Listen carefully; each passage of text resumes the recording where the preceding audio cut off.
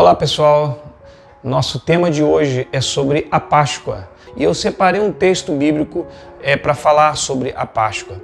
Esse texto encontra-se em 1 Coríntios capítulo 5, versículo 7, que diz assim: Cristo, nossa Páscoa, foi sacrificado por nós.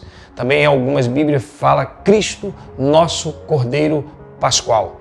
Então Cristo é o Cordeiro que foi prefigurado no Antigo Testamento. Lá no Êxodo, capítulo 12, existe uma passagem que fala sobre a saída do povo de Israel do Egito. E aí eles mataram um cordeiro, e esse cordeiro trouxe livramento para muitas famílias.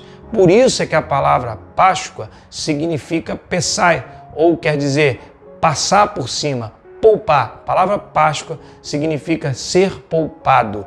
E a primeira Páscoa que ocorreu foi lá em Êxodo capítulo 12. Então estamos aí dando uma base histórica, um fundamento histórico, sobre Páscoa.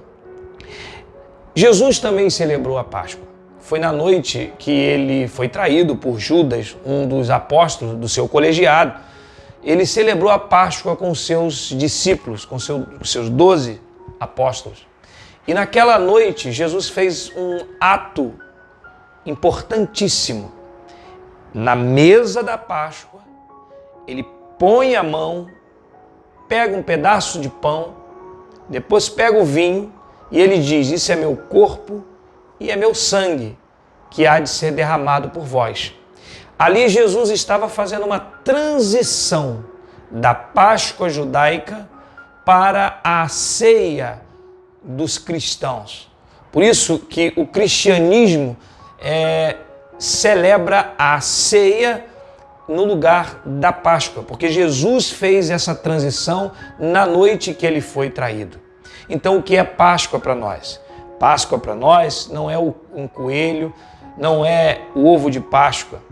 É muito mais do que isso. Isso é legal, celebrarmos, trocarmos presente na Páscoa, mas nunca podemos esquecer do texto que eu li hoje à noite.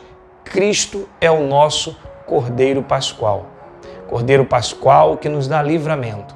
E eu quero, terminando, aplicar essa palavra em dois aspectos nas nossas vidas. O primeiro aspecto é que lá em Apocalipse, capítulo 20, versículo 14, a Bíblia fala sobre uma segunda morte. Nós conhecemos a morte física, mas a Bíblia diz que existe uma segunda morte, que é a separação eterna do Criador, da criatura do seu próprio Criador. Lá a Bíblia chama de segunda morte. Você pode ler isso na Bíblia, no livro de Apocalipse, capítulo 20, versículo 14. Fala que existe uma segunda morte. E aí entra a nossa Páscoa. Cristo, nosso Cordeiro Pascual, nos livra dessa segunda morte, da separação eterna do Criador. A Bíblia fala que o inferno é tido como fogo, e muitos acham até que ao morrer, pessoas vão para o céu e pessoas vão para o inferno, onde existe o fogo. Mas alguns teólogos chegam a dizer que esse fogo não é o fogo físico, o fogo que a gente observa, que a gente vê. Não, é a angústia de estar longe de Deus, é comparado à chama de fogo. Imagina aquele dia que você está bem triste, bem para baixo, bem deprimido e dá vontade de não existir mais. Talvez o inferno, a distância do Criador na eternidade, seja isso. Uma tristeza, uma angústia muito grande. E a segunda parte que eu quero aplicar essa palavra é sobre quando Jesus falou que aquele que crê e aquele que ouve a minha palavra não entrará em juízo, mas ele alcançará a vida eterna. Isso é em 1 João, capítulo 3, versículo 24. Jesus fala sobre isso. Eu quero te convidar hoje a pensar na Páscoa não somente como o ovo de Páscoa e com os coelhinhos da Páscoa, mas eu te convido a pensar nessa Páscoa, palavra Pessá, que vem do hebraico Pessá, poupar.